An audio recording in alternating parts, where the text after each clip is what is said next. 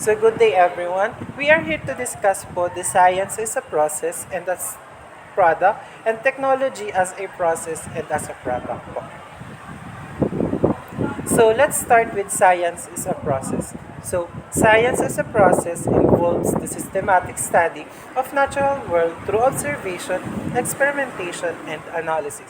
So simple lang po dito is yung involvement po ng science as a process is the application of science through a certain research po na nagbibigay po ng solution sa mga sa needs po ng ating society. So for example po, for science is a process is investigating antibiotic resistance. So scientists perform experiments on bacteria, observed how they evolve when they're exposed to antibiotics, and analyze the genetic changes to understand the mechanism of resistance. This ongoing research informs public health strategies.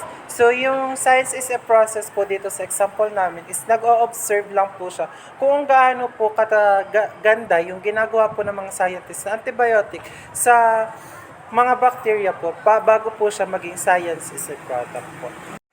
Sunod naman po ay ang science as a product. Pero bago tayo magsimula, ano nga po ba ang science as a product?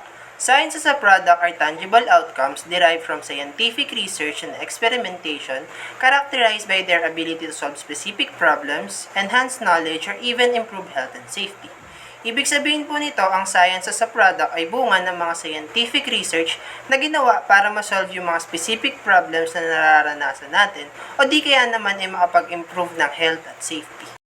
Like for example po is renewable energy technologies. Solar panels and wind turbines are products of research in energy sciences, allowing for sustainable energy production. Renewable energy technologies harness energy from natural resources that are replenished constantly. Alam naman po natin na ang mga solar panels, wind turbines ay bunga ng masusing pagre-research ng mga scientists upang makahanap ng alternative source of energy nang hindi gumagamit ng non-renewable energy source. Itong product ng science na ito ay nakatulong ng malaki sa pamumuhay ng bawat individual sa buong mundo. So let's talk about technology as a process. What is technology as a process? It is a systematic methods and procedure used to create and implement technology. These processes encompass various stages, including planning, design, development, testing, and deployment, ensuring that technological solutions meet specific needs and requirements. Kagaya na nga lang po ng ating sunod na example, na kinakailangan po dito ng application ng science and also mamimit din po dito yung mga human needs and wants. Here's our example po, creating a self-driving car.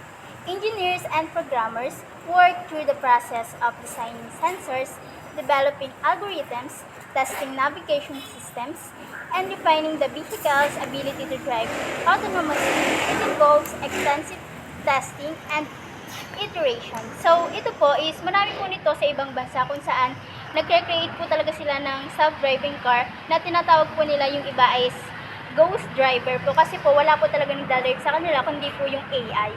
So, ginagamitan po ito ng application ng science kung saan nagkaroon po sila dito ng intensive testing para po magawang product yung technology na yun. Last topic naman po, technology as a product. Technology as a product is defined as tangible items or systems created through the application of scientific and engineering principles designed to solve specific problems or fulfill particular needs in society. Ang isang example po ng technology as a product ay mga smartphones. Smartphones have revolutionized communication by integrating voice, text, and video capabilities into a single device, enabling instant connectivity across the globe.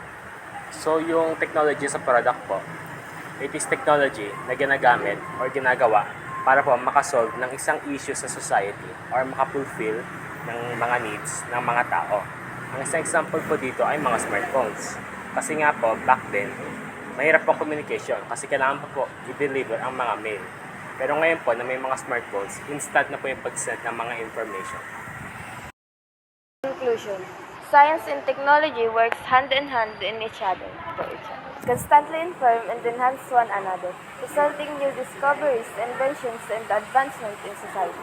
Their dynamic partnership serves as a reminder of the value of continuous research, development, and collaborations in generating future discoveries and addressing the most difficulties and problems facing humanities.